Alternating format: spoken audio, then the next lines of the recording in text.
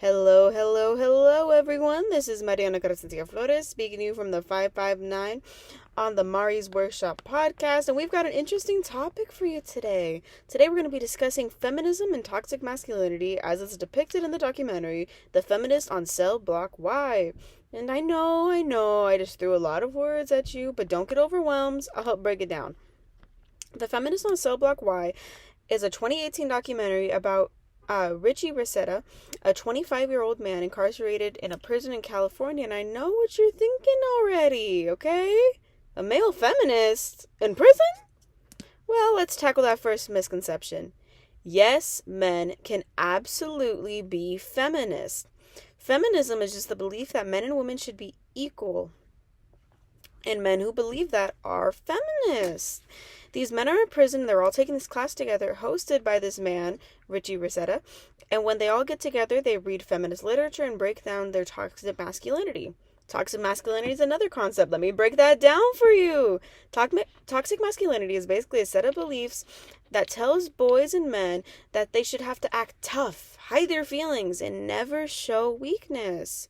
The idea of being a quote-unquote real man means dominating others, not crying, and using violence to solve problems. And this sort of ideology deeply hurts women, but it also seriously hurts men. I think it's best said by Richie himself. He said, "Men who are whole can speak their fear without shame." When males are required to wear the mask of false self, they can never truly experience joy or love. Through these classes, these men started to realize that ever since they were little, they were taught to bottle up their emotions because they needed to be, quote-unquote, tough. They were taught to resolve things with fighting and violence, and they never thought to ask for help. They had to be providers. They couldn't rely on others. This exact pattern is what led to these men ending up in prison in the first place. Each of these men were charged with various offenses, started to untangle the trauma of their childhoods, and realized how quickly that they were just products of their environment. A lot of the men in the video were talking about how they were bullied, and they realized the only way to stop the bullying was to fight. These men would get into these fights and start to associate violence as the solution, and often got arrested for things like battery and assault. With Richie, for example, he ended up in prison on robbery charges. You see, he had lost his job, and even though his girlfriend had offered to spot him cash, he didn't take it. He felt like he couldn't be a real man if he decided to take that cash, because a real man would never rely on a woman. Crazy, right? He ended up going to a store and robbing it instead. Toxic masculinity has affected the lives of these men so bad that they've ended up in jail because of these traits they've learned from society. I think this film does a really good job at showing that feminism isn't about hating men. I know that's a real strong misconception with a lot of the younger crowd, but it's not about hating men. It's about freeing everyone from harmful systems like the patriarchy.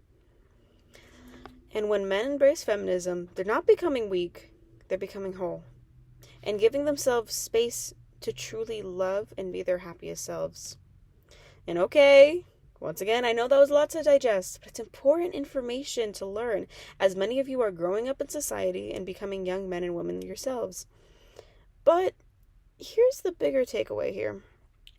Toxic masculinity teaches men to harm others and themselves, but it doesn't have to be that way. And feminism isn't just for girls. It's for anyone who wants to live in a world where people can be real, emotional, soft, strong, and loving, all at once.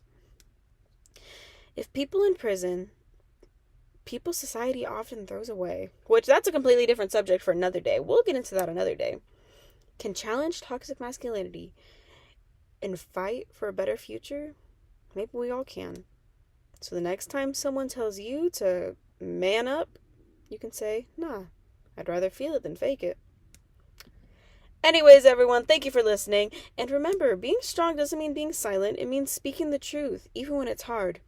Until next time, stay curious, stay kind, and don't forget to challenge what you've been taught. MC Flores out of here.